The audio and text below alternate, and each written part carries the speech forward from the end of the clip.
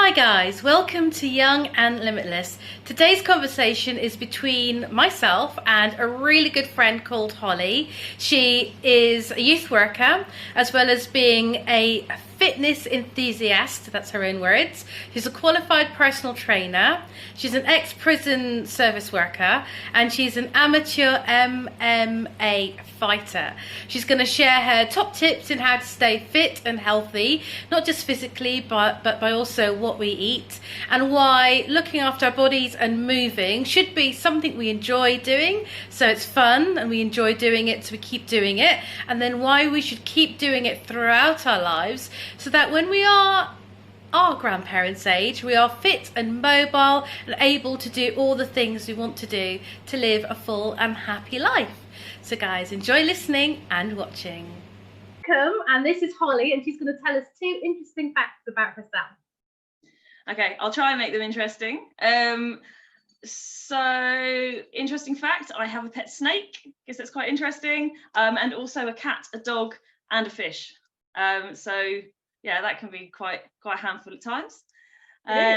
Another interesting fact, I think Esther might have mentioned it in the introduction, but I had an amateur MMA cage fight a few years ago, which was just the most insane but awesome experience I've ever had. I trained intensively for 6 months, and after those 6 months entered a cage and fought against another girl. Unfortunately I came second in that fight, but the experience was just incredible, absolutely amazing. Wow, I've got loads of questions for you. First of all, what are the names of your pets? Okay, my pets, so Dave is the cat, Ted is the dog, Louis is the snake, and Simon is the fish. And how do you stop them all from having a fight? Yeah, it can be a little bit tricky sometimes. When the snake's out, got to make sure that the cat's nowhere to be seen, and then the dog will sometimes have a go at the cat for no apparent reason. You might even hear it in the background at some point throughout this recording, so I apologise if that happens. That's okay, cool. So that's like, you're not lonely then over this weird period of time? No, it's been lovely actually, just having my little fur babies here to be able to cuddle up to and to talk to. Yeah. Nice. So what made you want to get in a cage and do MMA fighting? It was really random. Kind of saw this advert on Facebook of all places, just advertising this thing called Wimp to Warrior, which basically wanted people with little to no martial arts experience to try out, so they could pick up to 30 people to then train them intensively, with the view to have a cage fight at the end of it. And I thought, well, why not? It sounded like something I needed at the time. I was pretty unfit. I wasn't, doing any sort of exercise really. I didn't have a lot of structure in my life. And I thought, actually, do you know what? This will actually really sort me out. I went to the tryouts, absolutely died in the tryouts. They beasted us so hard. And I was sick and everything. And yeah, it was just awful. And I was like, wow, I didn't realize how unfit I was. But they picked me, so obviously being sick worked. And then I went into the 6 months and trained 5 days a week from 5 or 6 a.m. every morning, and then went into the cage, and it was just incredible, absolutely incredible. So you went from not really doing any exercise to then doing it 5 or 6 days a week. Yeah. What motivated you to do that, to keep going? Like I said, it was, first of all, like I was really enjoying the discipline that it was bringing into my life, and knowing that I had to be up, I had to be ready, I had to be at a certain place at a certain time. It was giving me a focus. At the end of that 6 months, that's what you're going to be doing. So you need to work hard because you need to be as good as you can be. And as I got more and more into it, I was really enjoying sort of all aspects of it, sort of the fitness side of things that when we were training, and the MMA side of things. I found that I actually really enjoyed that. And it just spurred me on, and I kept going, and now I'm still here now, still training, 5-6 times a week, just because I love it so much. So yeah, so you are hooked. Yeah. So how can somebody then who doesn't want to go, and what did you say they made you do? What to warrior? Winter Swim to warrior. warrior. Okay, so say somebody doesn't want to do the swim to warrior, but they still want to work along the path of getting fit and getting some discipline, regularly doing stuff. Where would be a good place to start? It can be so difficult to self-motivate. I totally get that. Sometimes I have mornings where I wake up and I'm just like, I just can't be bothered. I really, don't want to. It can be so difficult.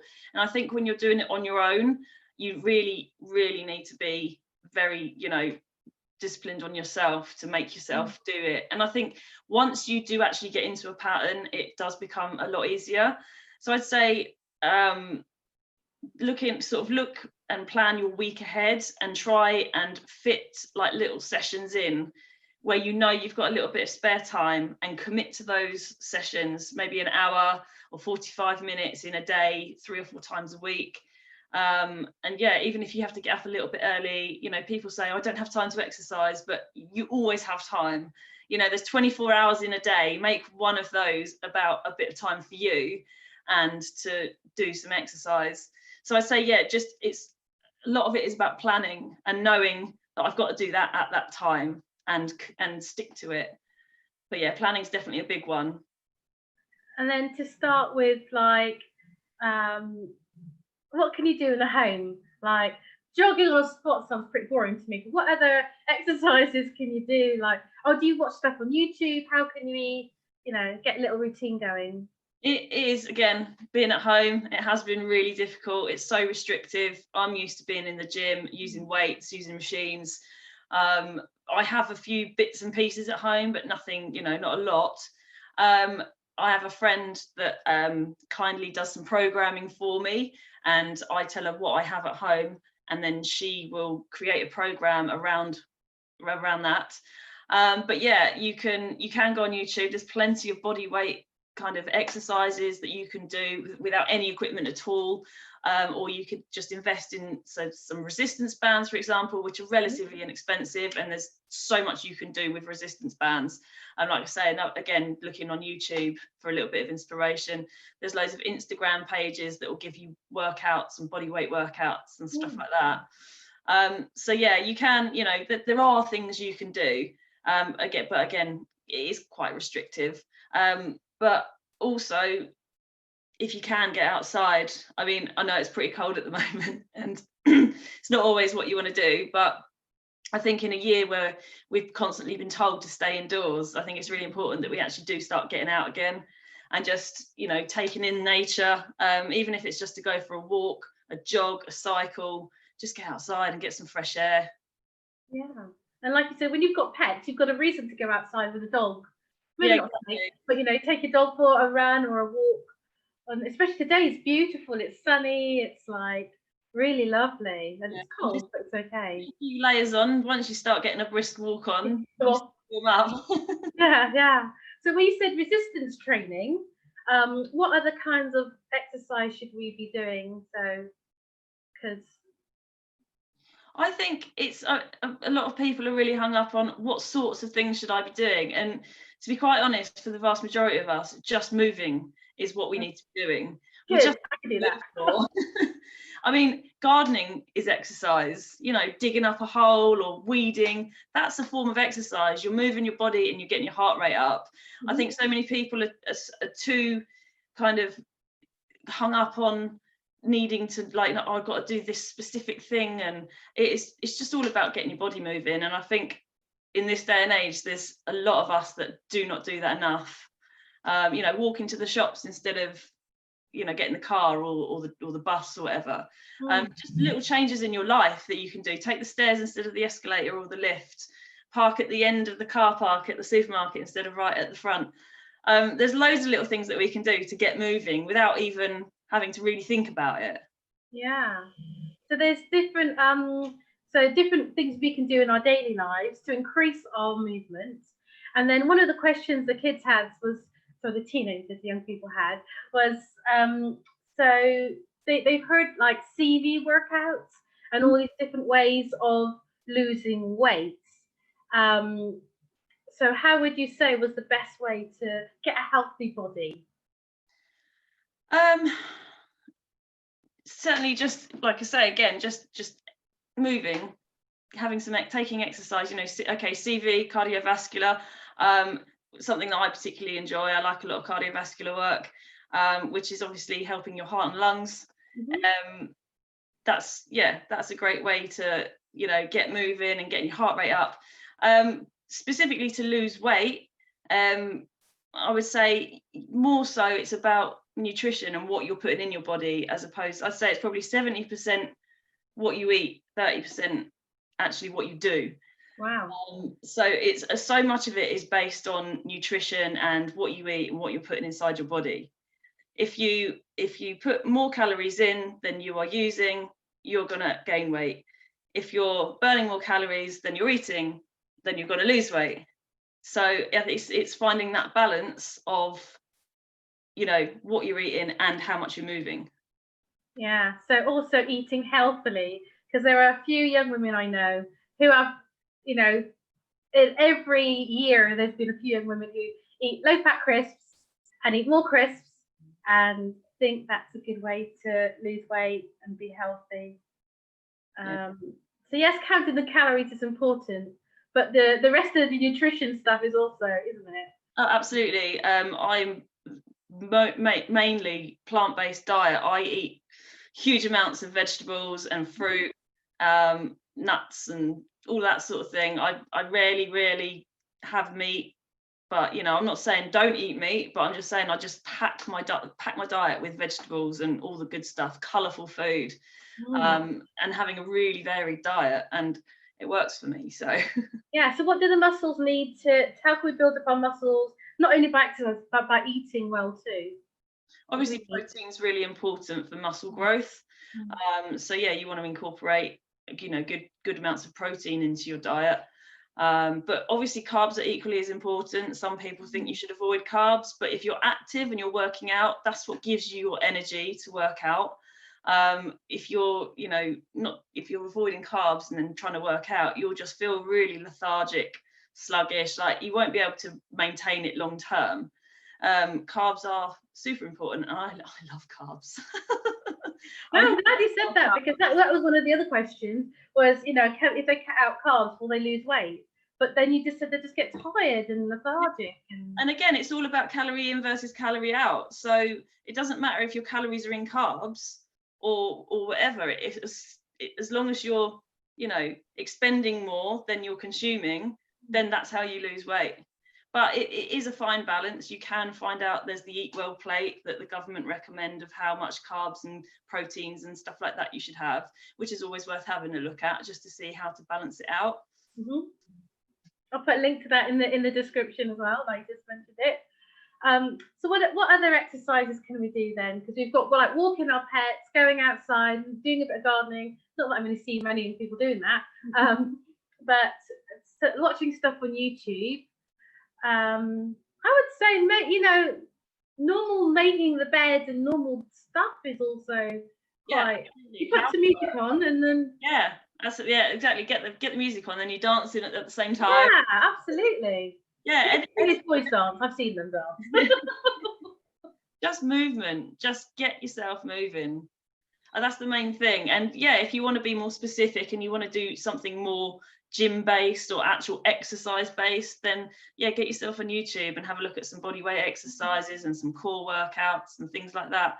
There's hundreds and thousands, YouTube, Instagram, everywhere.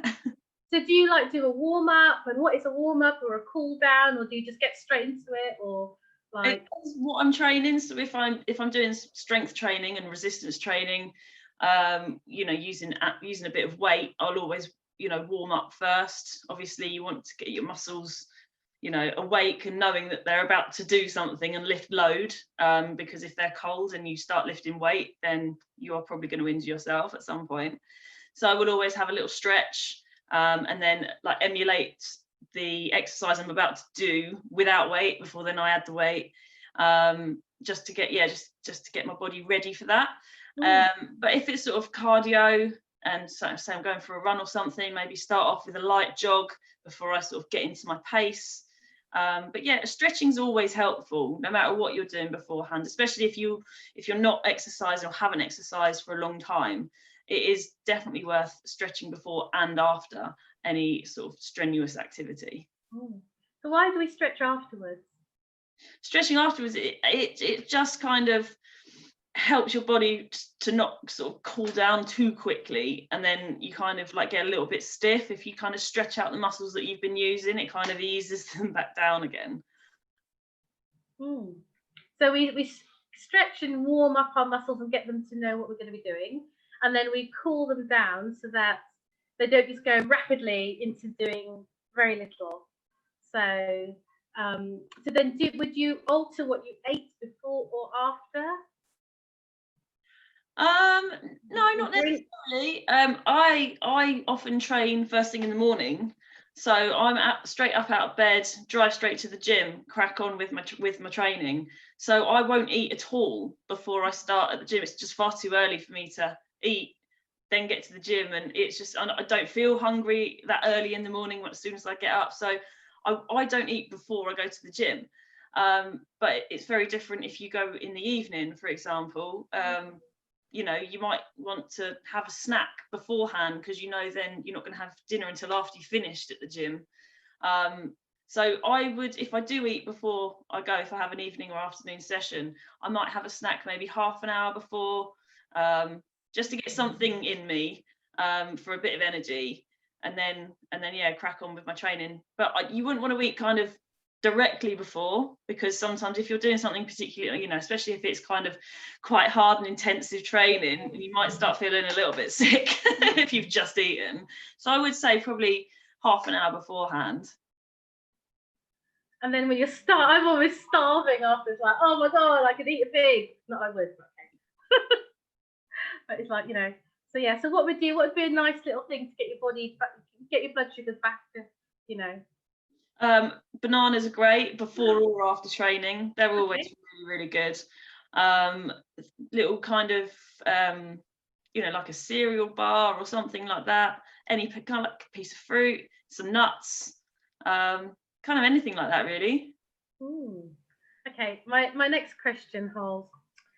So somewhere somebody read that it's good to have caffeine before workout because it will speed up your metabolism. So they were saying if we drink a Diet Coke, no sugar, it's got Diet Coke in it, and I'm like going, I could see the logic, but I don't think it's that healthy. What would you say?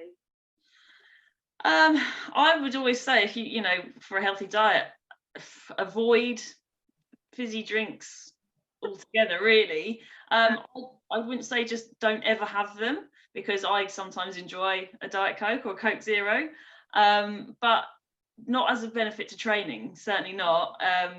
I drink water before, during, after. There's certainly nothing wrong with having one if you fancy one, but I wouldn't say just not as an aid to training necessarily. Okay. So so you'd say it's more in your mind then, and wanting to enjoy it. Yeah. So how do you feel when you work out? Okay, once you've got over the initial like, oh, it's so early in the morning, and you get the buzz, what does that feel like? Most of the time I'm genuinely looking forward to getting to the gym. Sort of when I'm driving there, I'm, you know, looking forward to what's like coming, you know, what exercises I'm doing or what workout I'm doing. During, sometimes I hate life. Okay. You kind of get halfway through and you're like, oh my god, this is awful. But that sometimes, if I've got a particularly kind of intense workout that I'm doing. Other times I just do some strength work, which is a lot more sort of genteel, slower. You know, you take your time with it more, which is quite nice. But afterwards, I always get the same result, whether I'm, you know, chilling out doing my strength work, which is quite slow, or doing an intense workout. The result at the end is still the same, where I just feel like I'm just buzzing at the end of it, got all those endorphins flowing, and you just feel great at the end of it, and it just sets you up for the day. Yeah. So when I've seen some people said, Esther, you don't need to do so long, you can just like do a hit thing, and then you just do 30 seconds, stop 30 seconds. And I'm like going, I can get that, but I don't really get it. So what's your take on that? I mean, it all depends. Sort of any exercise is better than no exercise. You know, if you've only got 20 minutes in your day, do 20 minutes of exercise. If you've got an hour, great. But you know, rather do something than nothing. And it all depends on the individual as well. If you enjoy it, then great. That's the most important thing. You need to enjoy what you're doing. Okay. Mhm. If you don't enjoy it, then you don't want to do it. And if you don't want to do it, then you're just gonna make excuses and fob it off, and then just fall out of doing anything at all. So yeah, it has its place, definitely. Mm. So I'm much more of a team person. I love to do stuff with people. The gym is okay if I really have to, and doing at home is okay because I have to, because it's, you know, we're just only just coming out of whatever phase we're in now. But I prefer to be with people. I think that's what I miss. I miss being out with people, kind of like, you know, the social aspect of it as well. Yeah, and that is what has been so difficult, especially in this second lockdown. The first lockdown wasn't so bad. It was, you know, we had good weather, it was Mm. warm, we could get outside a bit. But this one just felt so hard, sort of getting up in the dark, doing it on my own in my front room, you know, not really having the option of going outside because it was still so dark in the morning. But now being back at the gym, I train with like in CrossFit style stuff. So I've got sort of friends that do the same, and I will see them down the gym. So it's kind of, it's nice that they are there, not that we're necessarily training together, but knowing that they are there makes it so much easier to sort of get through it, and you know, you can have a little chat halfway through and whatever. I do understand totally that, yeah, it is difficult to motivate yourself on your own. But there are classes that you can still do. Obviously, team sports is really difficult at the moment because most things aren't running, but gyms are offering classes again, so you can, you know, work out with other people. I do a couple at my gym, which is like a CrossFit based class, so it's just so nice to have people around you kind of suffering with you. Yeah, it does make such a difference having people with you. Obviously, we can still meet with people outside. Mm. So if you do have a buddy that wants to get fit as well, you know, go out with them and go for a run with them, or you know, make yourself a little circuit class, you know, in the field somewhere or at the park. Yeah, just try and get other people involved if you're struggling to do it on your own. Yeah, because a lot of parks have their I don't know what you call it, the little CrossFit stuff in the park, don't they? Yeah, Little, like, I don't know anything about it, but you know what I mean. and stuff. Sorry, I'm sorry. I'm just doing the motions. I'm like, yeah, Holly knows what it means, fine. So what are the other benefits for doing exercise? Apart from looking really good. I mean, yeah, that's a great byproduct. I wouldn't say, you know, I mean, I know people do exercise because they want to get a great body, but I would say don't focus on that. Mhm. Enjoy the process and enjoy what you're doing. And actually, looking good is a great byproduct of being fit. Obviously, healthier body, healthy heart and lungs. Mm. You are stronger, you are fitter. It helps in everyday life. It helps with posture, your balance, your agility, your reflexes. You know, carrying your shopping bags up the stairs or from the car or something like that. Everything you do has a direct kind of positive effect to everyday life. And just being fitter and stronger in general just makes you feel so much better, and that you can just cope with things. It gives you better resilience. Obviously, it's a great booster for mental health. The benefits are literally endless. It's just, yeah, it's great. Do you find if you don't move as much, you don't sleep as well? I find that. If I have a day when I don't do very much physically, I don't sleep that well at night. I sleep much better if I've done something physical, anything physical. I certainly notice the difference if I've not had, you know, a gym session. And yeah, I don't find it hard to sleep, but yeah, I'm definitely more ready for bed Yes. if I've been to the gym that day than if I haven't been to the gym. So yeah. So if somebody said to you, you had you weren't allowed to exercise. You could go anywhere you wanted, but you weren't allowed to exercise. You weren't allowed to walk very fast. It's not like you could just say, I'm going for a brisk walk in the park. What would be the first thing you would think? If someone told me I couldn't exercise, Yeah, I'd struggle with it. Like with the first lockdown, when we were told that we were only allowed out for 1 hour of a day, that was really difficult. I think just not being able to be outside, because obviously the weather was nice then, and you know, I love being outdoors, and I think it's got a whole host of benefits itself as well. But just saying that, you know, you can only have the maximum of an hour if you want to exercise, and that was hard to deal with. I would really struggle if someone told me that I couldn't exercise. if I wanted to get a six-pack, what would be the best way to do it? Like, I'm gonna get a six-pack, but you know it.